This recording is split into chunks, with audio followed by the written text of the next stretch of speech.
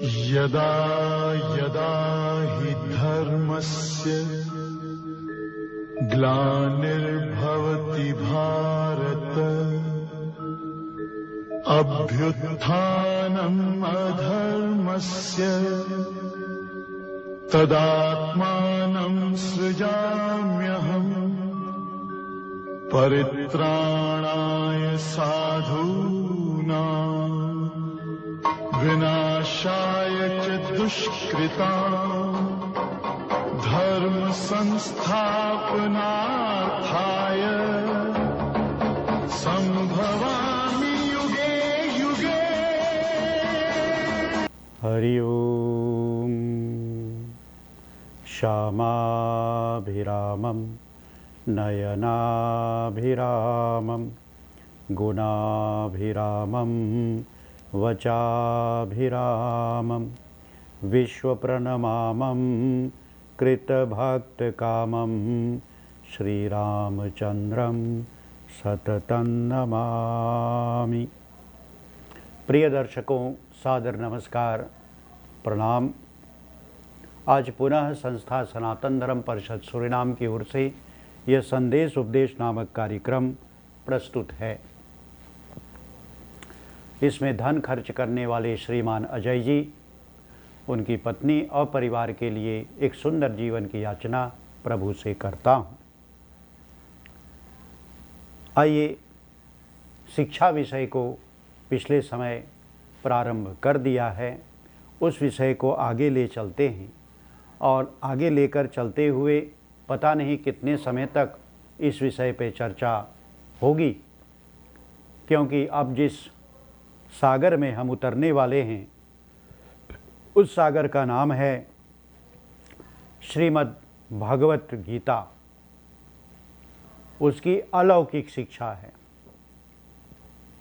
लोक में जो माता पिता आदि गुरुजन, परिवार एवं संग साथी, आसपास समाज के लोगों से जो शिक्षा मिलती है, उस शिक्षा से उठ करके और ऊपर उसे अलौकिक शिक्षा कहते हैं।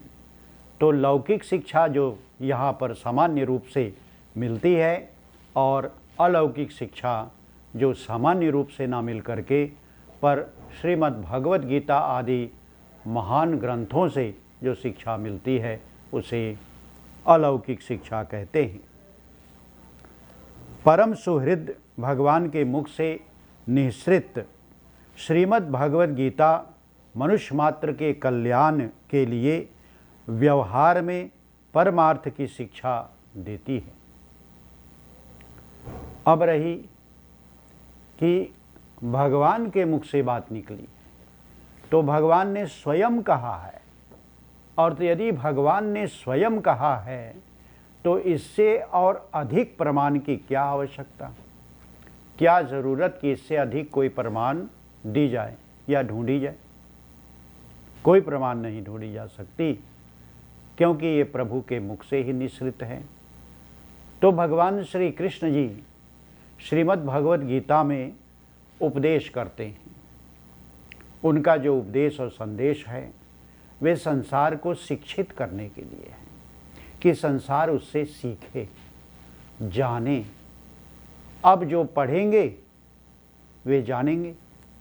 पढ़ने के लिए तो आपको संस्कृत जानना परम आवश्यक है, और संस्कृत यदि आप न जानते हों तो जो व्याख्याकारों ने या टीकाकारों ने, टिप्पणीकारों ने जो भी अर्थ कर दिए हैं उस अर्थ से संतुष्ट हो करके हिंदी जानने वाले उसे जान सकते हैं, पढ़ सकते हैं।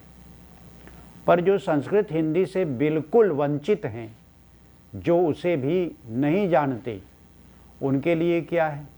उनके लिए केवल एक बात है, और वो है श्रवण, सुनना।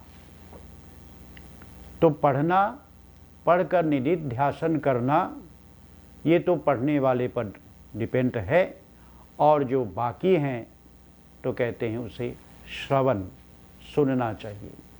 वे उसे सुने, श्रवण करें और कल्याण का अनुभव करें, कल्याण प्राप्त करें। कल्याण का बहुत ही व्यापक अर्थ होता है। कल्याण को यदि हम सुख कह दें तो चलो माना तो जा सकता है, पर वही नहीं है। कल्याण का अर्थ होता है कार्य सिद्धि, कार्य की सिद्धि। जिस कार्य को आप प्रारंभ करें वह कार्य अंत में सिद्ध हो जाए, कार्यान्वित हो जाए, अर्थात वे आपके जीवन में एक फल प्राप्त करा दे, अर्थात हर कार्य की सफलता हो। इसे कल्याण कहते हैं। तो कल्याण हो जाए आपका, इसका ये मतलब होता है कि आप सुखी रहें, ठीक, शरीर से, मन से, बुद्धि से स्वस्थ रहें आप। एक तो ये हो गया, और दूसरे ये हो गया कि आप जिस कार्य की चेष्टा कर रहे हैं, जो कार्य प्रारंभ कर दिया, जो कार्य कर रहे हैं, वो कार्य सफल हो। आप यदि पढ़ रहे हैं तो पढ़ाई में सफलता मिले। आप यदि कोई गृह आदि या कुछ भी का निर्माण कर रहे हैं, वो सफल हो, निर्माण हो जाए, ठीक, सफलतापूर्वक आप इसका अंत कर सकें। आप कुछ और कार्य कर रहे हैं, ये धर्म के लिए हो, समाज के लिए हो, देश के लिए हो, वह कार्य भी भली प्रकार सिद्ध हो, इसे कल्याण कहते हैं। आपका कल्याण हो, समाज का कल्याण हो, देश का कल्याण हो, पूरे राष्ट्र का कल्याण हो, विश्व का कल्याण हो, तो ये सब जो है, तो कल्याण शब्द में ये सब निहित है, ठीक। और ये सब को समझ और जान करके व्यक्ति समझ सकता है कि भगवान के मुख से निश्रित वह श्रीमद् भगवद गीता मनुष्य मात्र के कल्याण के अर्थ है, कि मनुष्य मात्र उससे कल्याण को अर्थात सफलता को प्राप्त कर पाता है।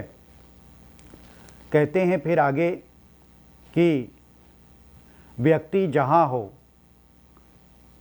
वर्ण, आश्रम, संप्रदाय, स्त्री, पुरुष, युवा, वृद्ध, देश, काल, परिस्थिति में हो, वहीं रह कर के विहित कर्मों को करता रहे, तो उसी से परमात्मा तत्व की प्राप्ति हो जाएगी। श्रीमद् भगवद गीता का उपदेश है कि व्यक्ति जहाँ पर भी हो, जिस वर्ण में हो, जिस आश्रम में हो, जिस जाति में हो, जिस संप्रदाय में हो, जिस धर्म में हो, स्त्री हो, पुरुष हो, युवा हो, वृद्ध हो, किस देश में हो, किस समय, किस काल में, कौन परिस्थिति हो, वहीं पर विहित कर्मों को करता रहें। ये गीता का उपदेश है, गीता की शिक्षा ये है। विहित कर्मों को, अर्थात जो कर्म विहित हों, जो धर्मशास्त्र अनुकूल करने योग्य कर्म हो, उसे विहित कर्म कहते हैं।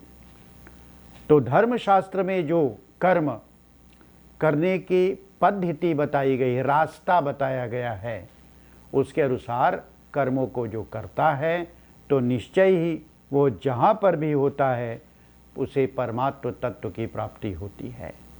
तो कर्म करता हुआ भी व्यक्ति परमात्म तत्व को प्राप्त कर सकता है। कैसे? वे अपने धर्मशास्त्र विहित कर्मों को यदि करता है तब, और यदि धर्मशास्त्र विहित नहीं, निहित कर्मों को उसके विपरीत करता हो, तब कहते हैं तो ये में तो कोई गारंटी नहीं कि उसका कल्याण हो जाए, परमात्मा तत्व को प्राप्त कर ले। नहीं, उसकी तो विपरीत गति होगी, अर्थात अधोगति को प्राप्त करता है। गीता जी का उपदेश अध्याय 2 श्लोक 38 द्वे आह्तंदर्थ, ठीक, उसमें श्लोक है जो ये कहता है, सुख दुखे समे कृत्वा लाभालाभौ जया जयौ ततो युद्धाय युज्यस्व नैवं पापमवाप्स्यसि। ये कहा, अर्थात बंधन मुक्त रहना, वो बंधन पाप मवाप्स्यसि बंधन है और उस बंधन से मुक्त होना है। जो भी संसार में बंधन है उससे मुक्त होना है। किसी को बांध दो, किसी पशु को भी बांध दो, क्या उसे अच्छा लगता है? क्या वो बंधन से मुक्त होना चाहता है? कोई मनुष्य भी बंधन से मुक्त होना चाहता है। एक कुत्ता को भी बांध दो, वो मुक्त होना चाहता है, पर क्या करें, साईं ने बांध दिया तो साईं की बात मान करके दुम हिलाता रहता है, पर वो मुक्त होना चाहता है। जो पिंजरे में पंछी को रख लिया तो पंछी भी मुक्त होना चाहता है, पर क्या करे चिड़िया बेचारी, जबकि साईं उसे पिंजरे में बंद कर रखा है। तो इस प्रकार सभी मुक्त होना चाहते हैं, ऐसे मनुष्य भी मुक्त होना चाहता है। और मनुष्य इसलिए मुक्त होना चाहता है क्योंकि मनुष्य बद्ध तो नहीं है। वो ऐसा जीव है जो नहीं बंधा हुआ है, जो नहीं बंधा, कोई बंधन उसे नहीं बांध सकता। जीव मुक्त है हमेशा, पर क्या करें, संसार में आकर के अपने से खुद को बांध लिया। कहीं कोई रस्सी नहीं, कोई जंजीर नहीं, कोई श्रृंखला उसे नहीं बांध सकता, पर क्या करें, वे अपने से अपने को बांध देता है। और जो व्यक्ति अपने से खुद को, स्वयं को, इस जीव को स्वयं बांध देता है तो खोले कौन? तो कहते हैं सभी बंधन से मुक्त होना चाहते हैं, इसलिए क्या करना है? तो बोले सुख दुख समो कृत्वा, सुख और दुख को बराबर समझ लो। ना तो सुख है और ना दुख है। सुख पा करके बांसों नहीं उछलना है, नृत्य नहीं करने हैं, गीत नहीं गाने हैं, ताली पीट पीट करके बहुत खुश होना है। और दुख आ गया तो अश्रु बहाना है बैठ करके कोने में। तो बोले कि सुख हो तो खुश ना हो, इतने खुश ना हो जाएं कि उसी सुख से दुख में आकर के उतर जाएं, और दुख हो तो इतना शोकातुर ना हो जाएं, इतना चिंतित ना हो जाएं, इतना ही अपनी तबीयत को न बिगाड़ लें कि व्यक्ति फिर उस दुख से ना उबर सके। तो सुख दुख समो कृत्वा, ऐसा करके लाभा लाभो जया जयो, लाभ हो गया, अरे तब तो बांसों उछलते हैं। क्या लाभ हो गया? पैसा, तो बांटना और उड़ाना शुरू कर देते हैं। और अब अलाभ हो गया, हानि हो गई। और जब हानि हो गई तो सर पे हाथ रख के रोने लगते हैं। कहते हैं कि ये भी ना करें, लाभ हो या अलाभ हो, हानि हो, दोनों समय में समान रहे, समो, दोनों समय में समान रहे। समय कृत्वा, समय कृत्वा, बराबर कर लो, बराबर रहो। जया जयो, जीत हो चाहे हार हो, दोनों में समान रहो। वो समानता तुम्हें आ जानी चाहिए। और समानता आती कैसे है? जबकि आप इन बातों को ठीक से समझ लेते हैं कि ये है क्या, सुख और दुख, हानि और लाभ, जय और पराजय, ये क्या है? ये ऋतुओं की तरह हैं, मौसम की तरह हैं। ये आते और जाते रहते हैं, ये ठहर नहीं जाते कहीं, ये रुक नहीं जाते कि आज सुख हो गया, सुख मिल गया किसी चीज़ से, किसी वस्तु या पदार्थ से, या किसी व्यक्ति से, या किसी वातावरण से सुख मिल गया, किसी धन से, रत्न से, कुछ से भी सुख मिल गया तो ये स्थिर रहेगा नहीं। वही तुम्हें अभी दुख दे करके जाने वाला है। कैसे? मौसम की तरह, ऋतु की तरह। अब इतना दिन तक वर्षा नहीं हुई, व्यक्ति पीड़ित रहे, हाय हाय त्राही त्राही होने लगा, और अब बारिश हो गई। क्या वो गर्मी की ऋतु गई, बरसात की ऋतु आ गई? ऐसे ही दुख जो है वो चला जाता है, सुख आ जाता है। फिर सुख चला जाएगा, दुख आ जाएगा। फिर हानि और लाभ की भी यही हाल है। आज हानि तो कल लाभ है, आज लाभ है तो कल हानि है। ये बिल्कुल ऋतु और मौसम की तरह हैं। इसीलिए ये नैव पापम वाम्बसी, अर्थात पाप से तो मुक्त हो सकता है, और पाप से मुक्त हुआ तो बंधन से मुक्त हो गया। यही बंधन है। पाप से यदि तो मुक्त हो गया तो बंधन से मुक्त हो गया। ठीक, पाप से मुक्ति चाहिए तो पाप से मुक्ति चाहिए, तो बंधन से मुक्ति चाहिए। द्वंद्व में पड़ करके मार्ग न पाना और सुख आने पर उछल पड़ना। ठीक, तो सुख और दुख रूप द्वंद्व में नहीं पड़ना है। हानि लाभ रूप द्वंद्व है, ये द्वंद्व है। द्वंद्व माने जो है अभी और उसके विपरीत भी है, जो फिर है फिर विपरीत भी है। तो जिसमें ये दोनों होते हैं उसे द्वंद्व कहते हैं। और ये सारा का सारा संसार द्वंद्वात्मक है, इसमें द्वंद्व ही द्वंद्व है। ठीक, विपरीत भी है। यदि आप सोचते हैं कि सुख है तो दुख है भी। ठीक, एक जगह पर केवल कुछ नहीं है, और वो है आनंद। आनंद में आ गए, हाँ तब तो सही, तब फिर खत्म, उसके विपरीत कुछ नहीं है। तो इस प्रकार कहते हैं कि दुख आने पर किंग कर्तव्य विमूढ़ हो जाना, लाभ हो जाए तो खुशी से बौखला उठना, और हानि हो जाए तो चिड़चिड़ा करके और पागल सा हो जाना बांधता है मनुष्य को। मनुष्य इसमें बंधता है। सुख हो या दुख धूप छांव की तरह है, ये सब कुछ आता और जाता रहे। अपने कर्मों का परिणाम मान करके व्यक्ति संतुष्ट हो जाए।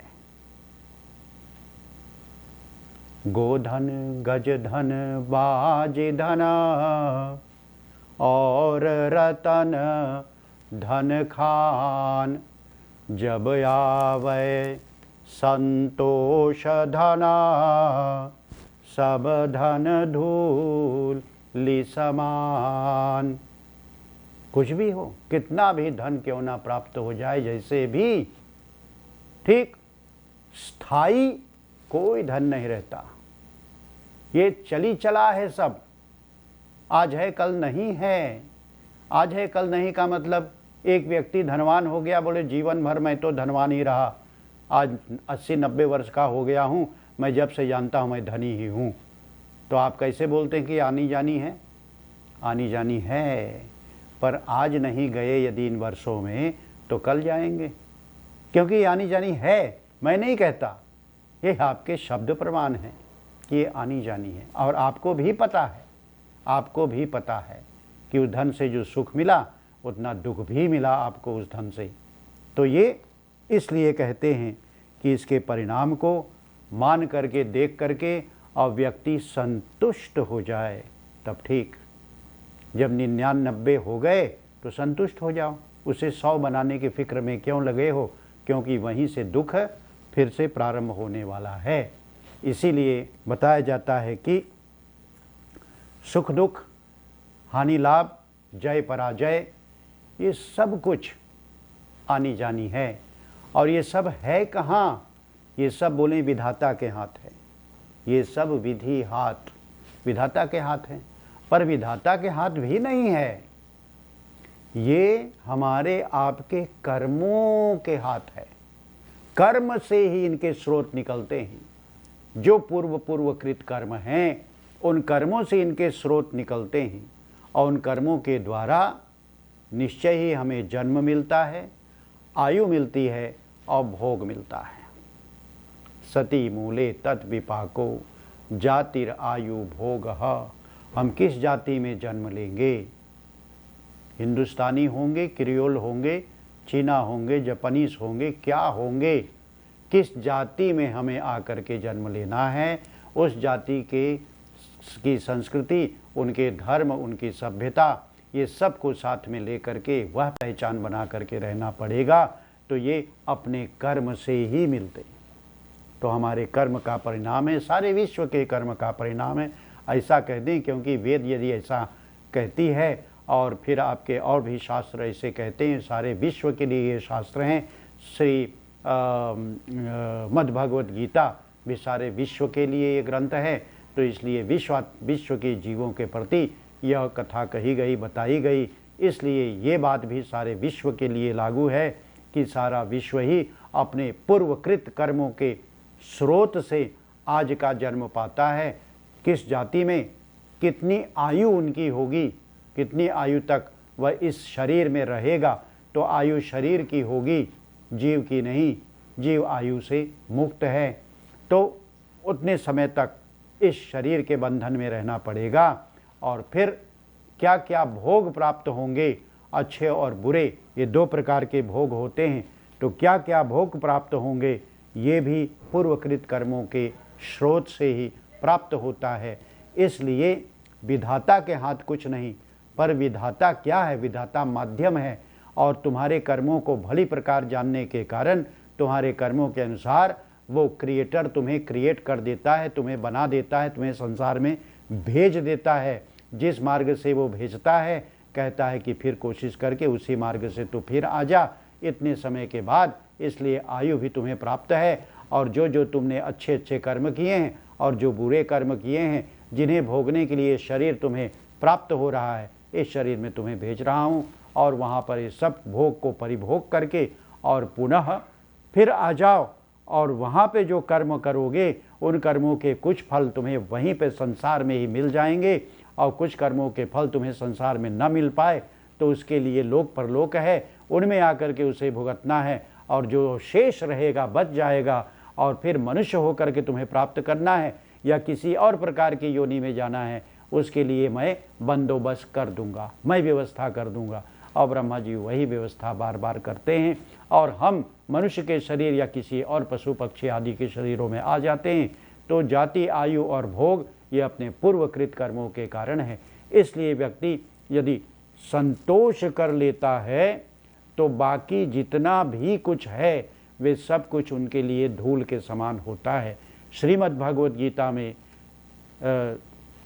दुख सुख समो कृत्वा लाभा लाभो जया जयो, ये जो दूसरे अध्याय के 38वें श्लोक में ये श्लोक कह करके आपको यह शिक्षा दी जाती है कि व्यक्ति समो कृत्वा, समानता में रहे, बराबर समझे, और समान समझ करके जब संतुष्ट आ जाती है, व्यक्ति संतोष ला लेता है, हो जाता है, तब उसका कल्याण अवश्यमेव संभव है। इस प्रकार इस शिक्षा को अगले समय मैं पुनः आगे बढ़ाने का प्रयास करूंगा, जिससे श्रीमद् भगवद गीता रूपी इस सागर में देखते हैं कहाँ तक तैरते हुए हम जा सकते हैं। जहाँ तक अपनी श्वास रहेगी वहाँ तक चलने का प्रयास करेंगे।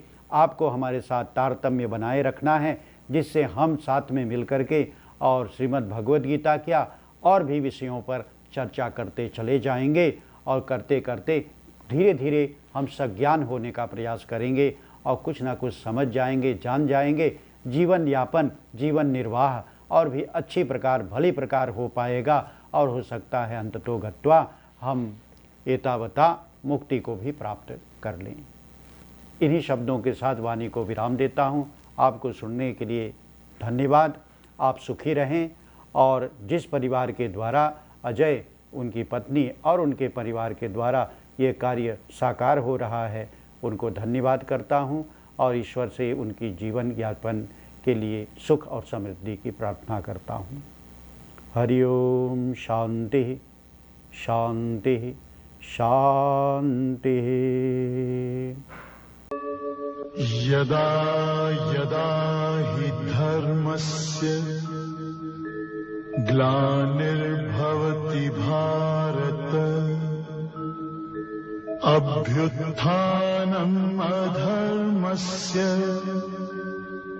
तदात्मानं सृजाम्यहम् परित्राणाय साधूनां विनाशाय च दुष्कृतां धर्म संस्थापनार्थाय संभवामि